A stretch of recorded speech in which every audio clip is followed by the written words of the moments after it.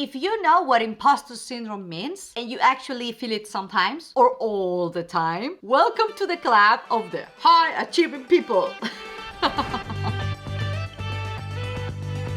Because imposter syndrome is something that we superachievers feel at some point along the way when we are striving for greatness in our lives and our careers. So it's part of the journey, because to achieve more, we must go past our comfort zone constantly and experience the new and the unexpected. And of course, you may feel that you're not enough, that you are not prepared at all for those new challenges. And that's what usually triggers this imposter syndrome. But it doesn't mean that you are a fraud or that you are not capable of doing it.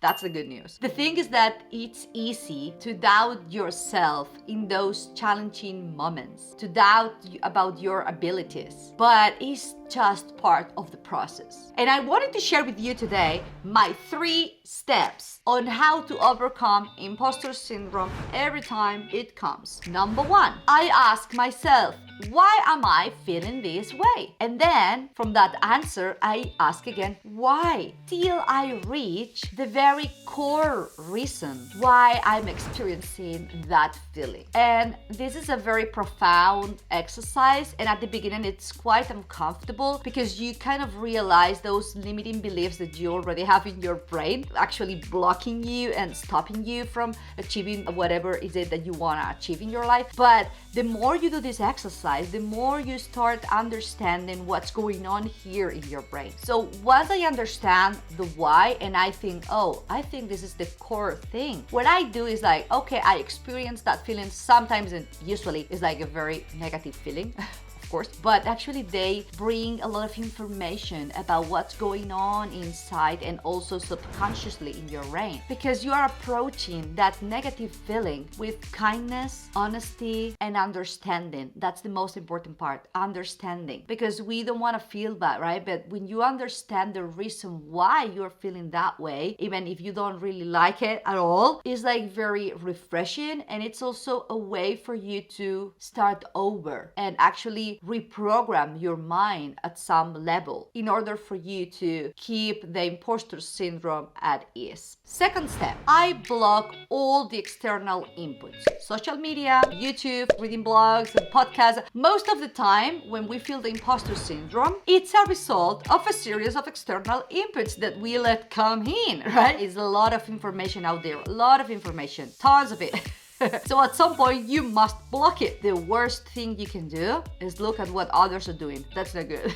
I mean, you need it in order to, I don't know, research what's going on there, what your competitors maybe are doing, or maybe that artist that you admire, what is he or she doing? That's cool. But at some point you have to stop looking at others, because that fuels a very negative feeling inside me. And thoughts like, I'm not enough. Oh, have you seen that video there? I cannot make a video that good. You've seen that? She's more talented than me. Oh my God, I'm not able to do that. And all of it comes together in this mixed feeling of fear of failure that triggers this imposter syndrome big time. So my advice here is I block all the external inputs and I don't look anybody else. I just go inwards and I look at myself, because that's the thing, and this is the secret. Come here. The secret is in you, because you have a unique voice. You are one in a million. Every single one of us is different. You can look around and see what others are doing, okay, but at some point you must do the work and you have to go inwards and ask yourself, okay, who am I? Why am I doing this? And what is my unique voice? And find it. And this is a complicated exercise, but once you do it, everything changes, because that's where the secret sauce of your uniqueness, it's gonna pop up in the things that you do every single day. That's the secret. And my third step is this: commit to doing a challenging task.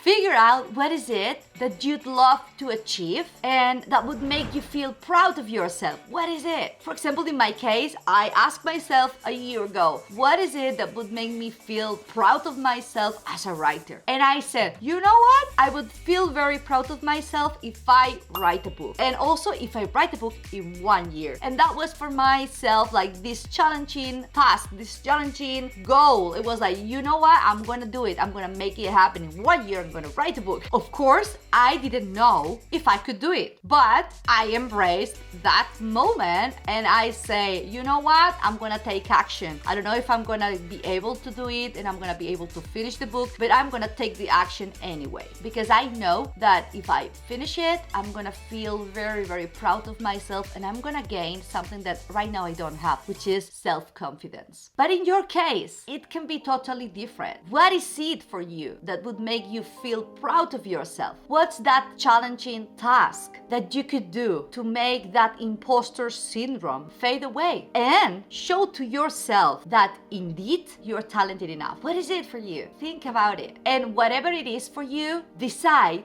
go and do it. Because you know what? In that journey, you'll acquire the internal growth that you need to feel more confident in your craft, and also the confidence to show it to the world. And of course, the imposter syndrome is not gonna go away. It's gonna be lurking around every single time you're gonna do something new. It's part of the game. When you are striving for more in your life, that imposter syndrome is gonna come. But understanding, this is the key, right? How to manage this syndrome and get it to work for you and not against you, taking simple steps like the ones I just shared with you, will give you a whole new perspective in both your life and your career. Up to a point where every time that you feel this uncomfortable feeling coming of imposter syndrome, you won't resist it anymore, but rather you will embrace it and understand what it's telling you, and then take proactive action towards that thing that really scares you.